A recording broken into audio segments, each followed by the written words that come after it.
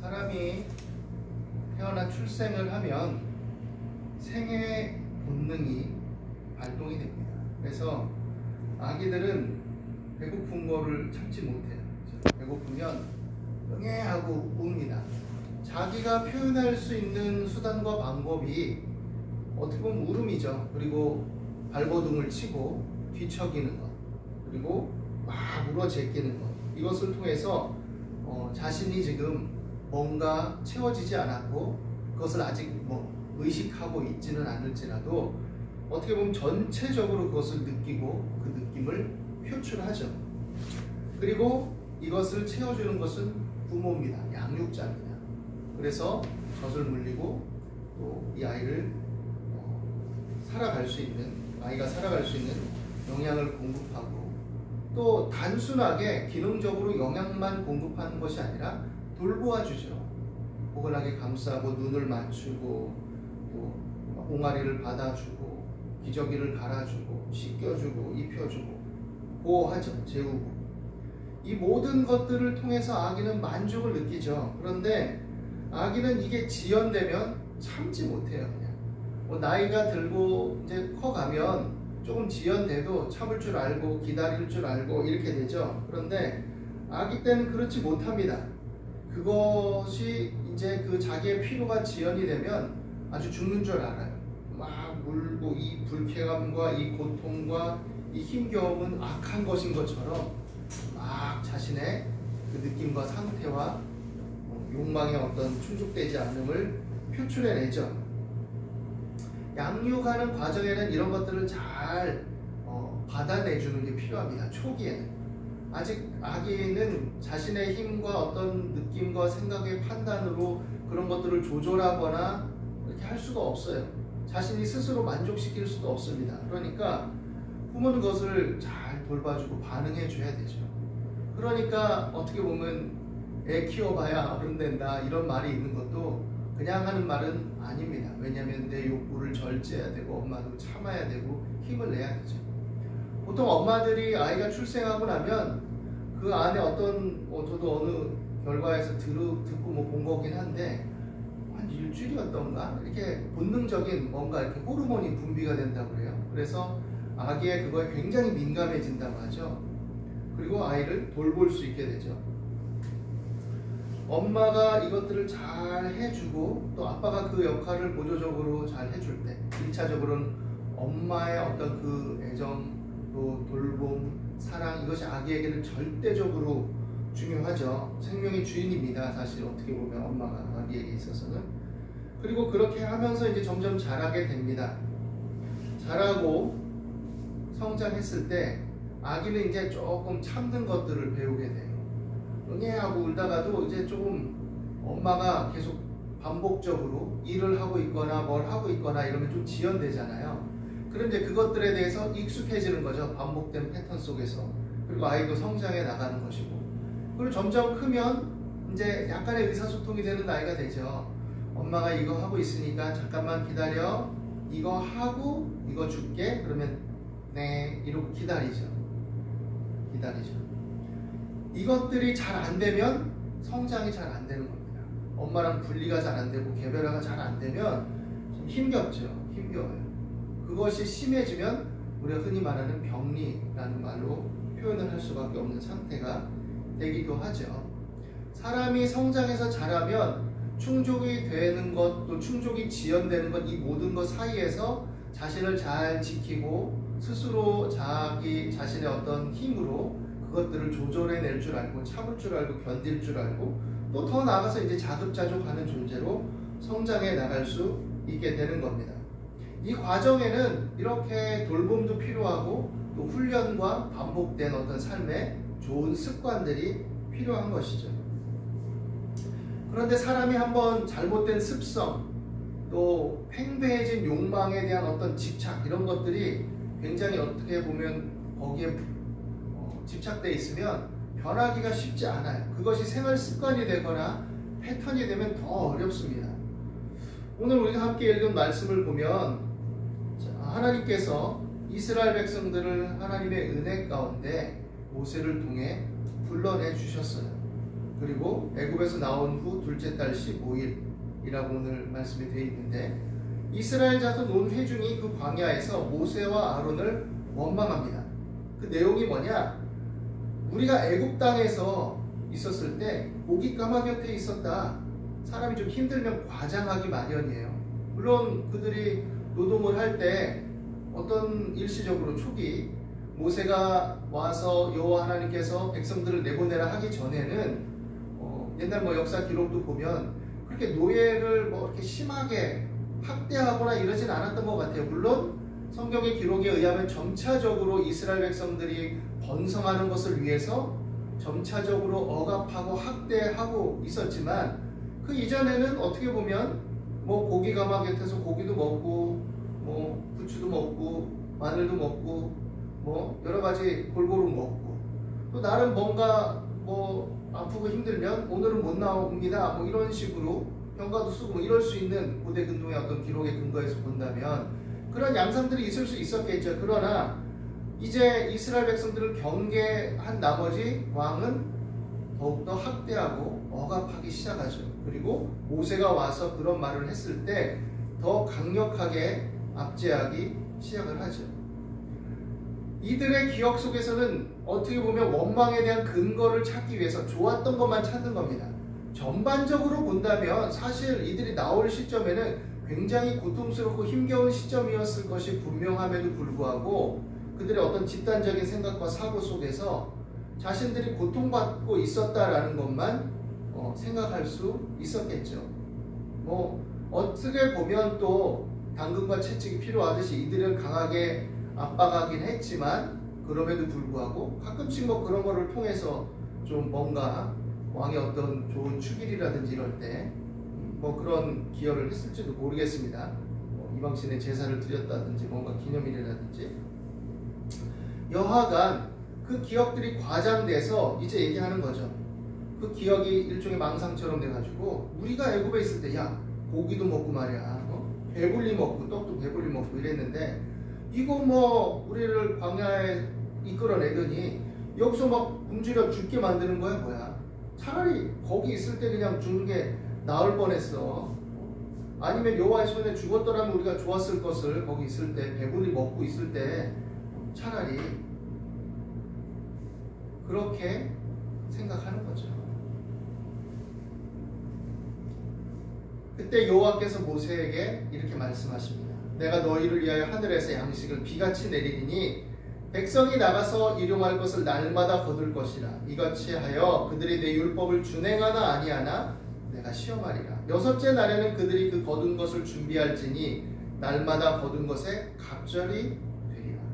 그리고 일곱째 날에는 안식일에 하나님의 창조와 하나님의 구원을 기념하고 하나님께 영광을 돌리는 그런 마음으로 쉼을 갖는 것이고, 이 쉼의 의미는 또 서로 돌아봄도 있는 것이죠. 서로 학대하거나 너희들 제국주의처럼 너희들이 원래 있었다, 학대하거나 노예로 부리거나 너희 형제들끼리 그러지 말라. 서로 돌아봐라. 쉼을 줘라. 일하더라도 쉬고 탐욕에서 벗어나라. 이런 것들이 다 담겨 있는 거죠. 사회 질서의 구조를 위한 기본 전제들이 깔려 있는 것이죠. 그런데 이들은 그런 마음을 갖지 못한 거죠. 아직 훈련이 되지 않았고 어린아이가 갓 태어나서 먹을 것을 달라고 보채듯이 잠깐도 참지 못하는 겁니다. 이들이 애굽에서 나올 때 받은 하나님의 일하심과 역사하심에 대한 증거들, 그 은혜들, 그 체험들은 어떻게 보면 집단적으로 그 체험이 간결해서 홍해를 건너고 나서 북치고 장구치고 노래하고 하나님께서 우리를 죽이려고 하던 적군을 다 물리치셨고 우리를 이렇게 살리셨다라고 해놓고는 이제 그 집단적인 또 생각 속에서, 결집 속에서 우리를 다 죽게 만든다라는 것이 확산돼가지고 원망하고 불평하는 거죠. 사람이 되게 이성적이고 합리적인 것 같지만 자신의 욕망과 욕구와 관련되고 어떤 이익과 어떤 자신의 어떤 이루고자 하는 성취의 탐욕과 그런 본능적인 욕구들이 팽배해지면 굉장히 비이성적이면서도 이성적인 척 하기가 쉽죠. 이들은 타당한 겁니다. 애굽에 있을 때는 고기도 먹고 떡도 먹었어. 근데 광야에 나왔어? 근데 우리 이렇게 힘들어. 그럼 하나님 우리를 구원한 의미가 뭐냐? 차라리 죽이시던가. 왜 이렇게 해가지고 우리를 고생하게 하는 거야? 이렇게 얘기하죠. 그때 하나님이 너희들의 먹을 것을 내가 광야이지만 책임져 줄 거야. 그러나 이 모든 것들의 의미는 나를 신뢰하나 아니하나, 그리고 너희들이 오합지졸로 살 것이 아니라 약속의 땅에 가서 합당한 사람들로서 서로 생명을 존중하고 건강하고 올바른 공동체를 형성해서 살아갈 것인지, 그를 위한 시험으로 내가 너희들을 훈련하는 과정이 될 거야. 이 모든 것들을 말씀하고 계신 것이죠.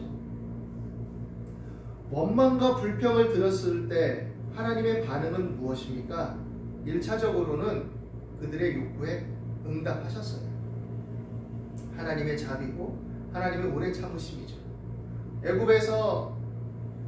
애굽이라는 인큐베이터에서 요셉의 때를 근거로 본다면 큰 기근이 있을 때 그들이 살아남게 하고, 고센이라는 땅을 구별해서 거기서 그들의 업을 일구어 나가면서 공동체성을 갖도록 만들어 주시고, 물론 그들에게 국고성 비둠과 라암셋을 건축하고 여러 일들에 동원되면서 또 왕이 경계하면서 애굽왕 바로가 고통과 어려움과 시련이 닥쳤지만 그들이 그 인큐베이터 안에서 잘 보호받고 장성할 수 있도록 만들어 주셨죠. 번성할 수 있도록. 그리고 때가 되었을 때 이제 그들을 이끌어내신 겁니다. 그럼 이끌어내셨다면 이제는 어떤 존재들로서 하나님이 그들의 어떤 공동체를 하나님 나라의 백성으로 서나가기를 원하시느냐? 하나님의 교훈과 가르침에 근거해서, 십계명을 근거로 예로 든다면 하나님을 사랑하고 이웃을 사랑하는, 하나님이 기뻐하시는 그런 공동체로 서가기를 원하셨다는 것이죠. 그럼 그건 뭐냐? 주체성이 있어야 돼요. 하나님을 섬긴다고 해서 주체성을 상실해야 된다는 의미가 아닙니다. 하나님의 은혜로 하나님의 뜻을 따라 산다는 것이 내 주관과 내 의지를 다 버리고 그냥 맹목적으로 하나님 알아서 해주세요. 기도 열심히 하면서 하나님 이거 어떻게 해야 돼? 하나님 해주세요. 하나님 이렇게 해주세요. 저렇게 해주세요. 라고 하나님을 원격적으로 조종하는 게 아니에요. 하나님이 모니터 안에 있는, 핸드폰 안에 있는 게임처럼 내가 막 버튼을 열심히 누르고 게임 매뉴얼에 따라서 막 이것저것을 하면 하나님이 내 뜻대로 움직여지는 그런 게 아니란 얘기죠.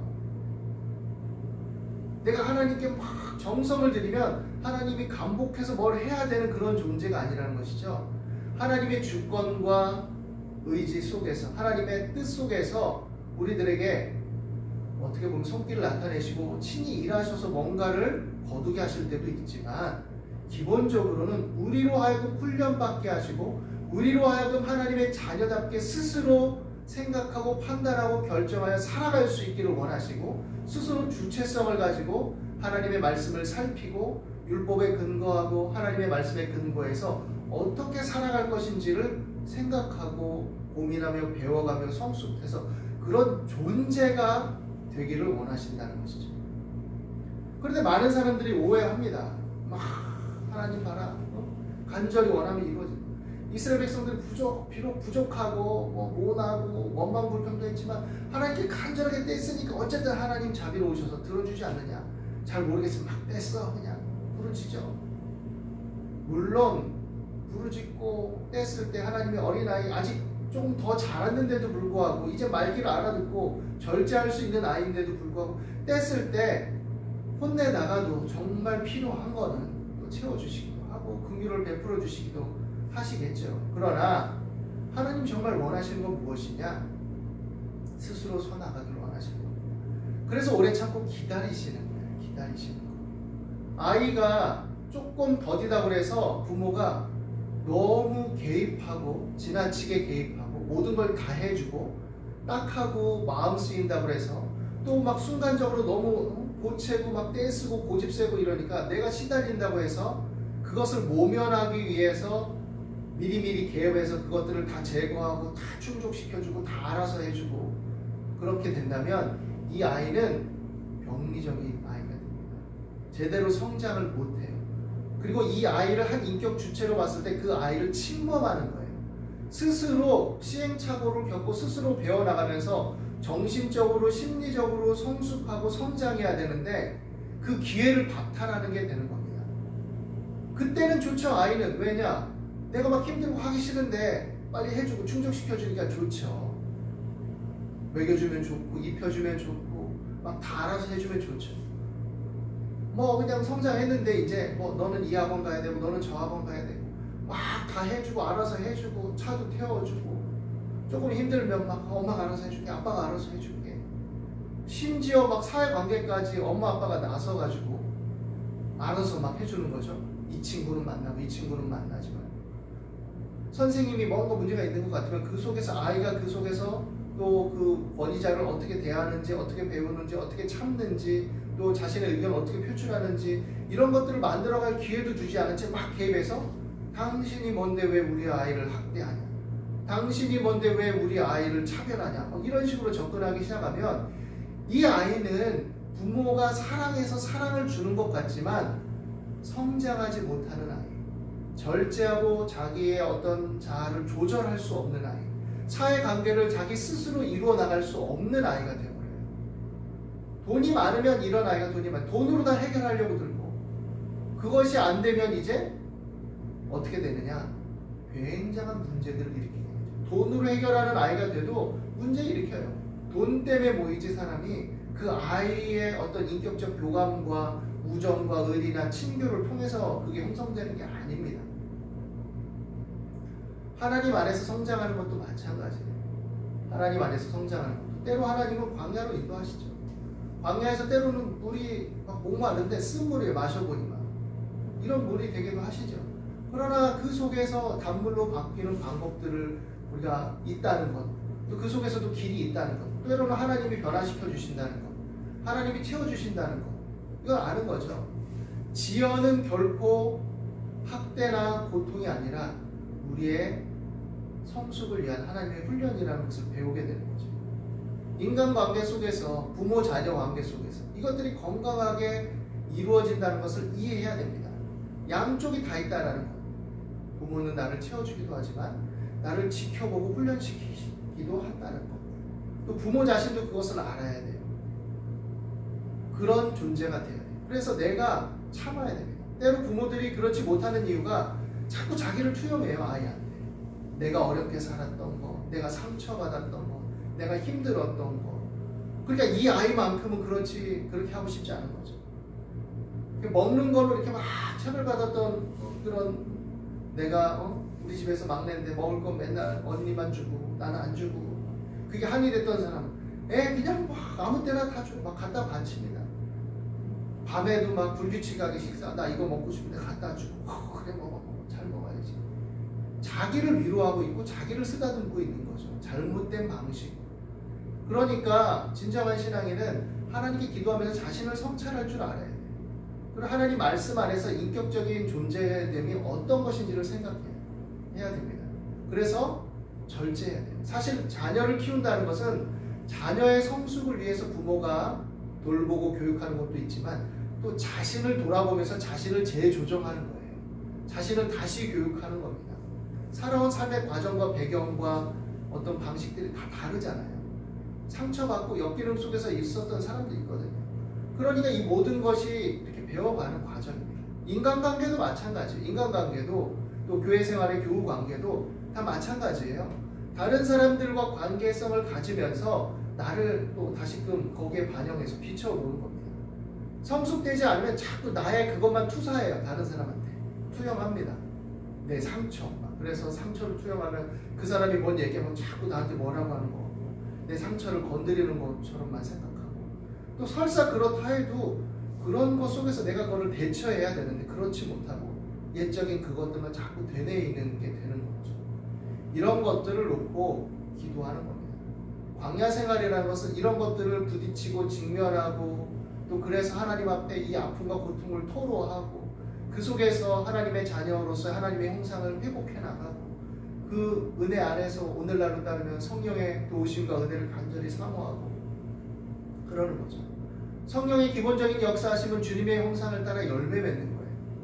뭔가 막 신령한 체험을 하고 기적을 누리고 뭔가 기도하면 뭔가 다 되고, 나는 힘들고 나는 상처가 있고 나는 힘드니까 누군가 대신해 줘야 되는데 사람은 안 해주니까 그게 하나님이어야 되고, 하나님 저 사람을 바꿔주세요. 하나님 저 사람을 조종해 주세요. 하나님 이것을 바꿔주세요. 이 환경을 바꿔주세요. 물론 우리가 그렇게 기도하면서 가죠. 그렇지만 우리가 주체적으로 그것들을 추구하고 살아내야 된다는 얘기죠. 그럴 때 하나님은 합력하여 선이 되게 하신다. 합력하여 선이 되게 하신다.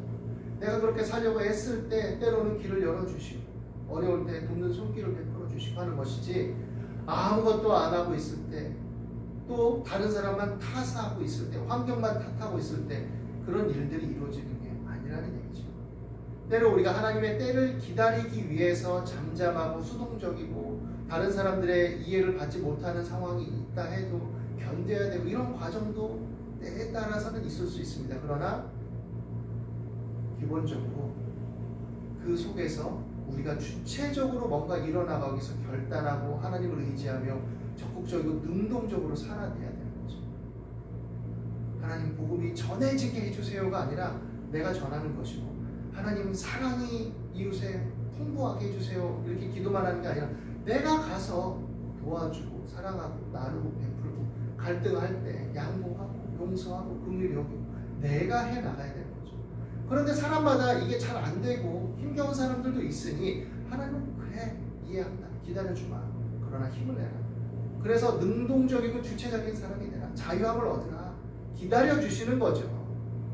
그렇게 안 해도 된다가 아니라 기다려주시는 거죠. 그래 너는 아직 젖을 좀 더 먹어야 되겠구나. 그래 너는 아직 걸음마 단계니 조금 더 훈련돼야 되겠구나. 이러시는 것이죠. 그런데 막 달릴 수 있고 힘쓰게 되었는데 옛 그거에 자꾸 사로잡혀가지고 나는 아직 아니에요. 나는 힘들어요. 이러고 있으면 하나님은 안타까워하실 것이고 나의 관계성은 어떻게 보면 건강하고 힘있는 관계가 되지 못할 수 있다는 것이죠.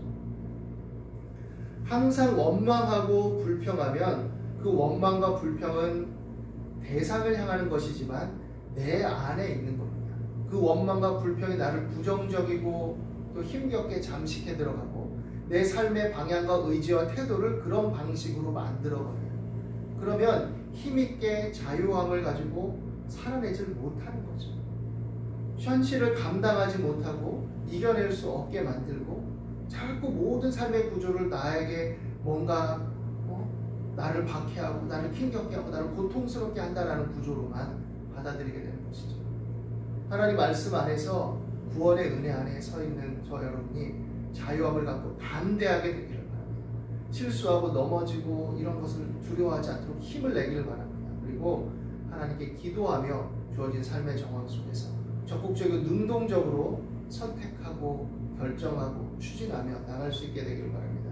그럴 때 하나님을 사랑하는 자, 곧 그 뜻대로 부르심을 입은 자들에게 모든 것이 합력하여 선을 이루게 될 것입니다. 믿음의 행보를 위해 복음을 전하기 위해서 받는 고통과 고난과 어려움과 핍박도 합력하여 선이 되는 것이지만 그리스도인으로서 살아가는 모든 삶의 방식들 속에서 하나님은 합력하여 선을 이루신다는 것을 근본적이고 본질적으로 말씀하신 겁니다. 오늘 이 말씀이 저와 여러분에게 큰 힘이 되고 위로가 되어서 강하고 담대한 믿음의 찬송이 저와 여러분의 삶 속에 넘쳐나기를 예수님의 이름으로 축원합니다. 기도하겠습니다. 두려워 말라 내가 너와 함께함이니라. 놀라지 말라 나는 내 하나님이 됨이니라. 내가 너를 굳세게 하리라. 참으로 너를 도와주리라. 참으로 나의 의로운 오른손으로 너를 붙들리라 하셨사오니 하나님 말씀 안에서 감사하며 그 은혜를 붙들고 담대하게 적극적으로 능동적으로 의와 평강을 이루며 또 열매 맺는 삶이 되도록 인도하여 주옵소서. 하나님 안에서 건강한 주체성과 긍정적인 자기 힘을 가지고 나갈 수 있는 저희들이 될 수 있도록 인도하여 주옵소서. 감사와 찬송을 드립니다. 예수님의 이름으로 기도드립니다.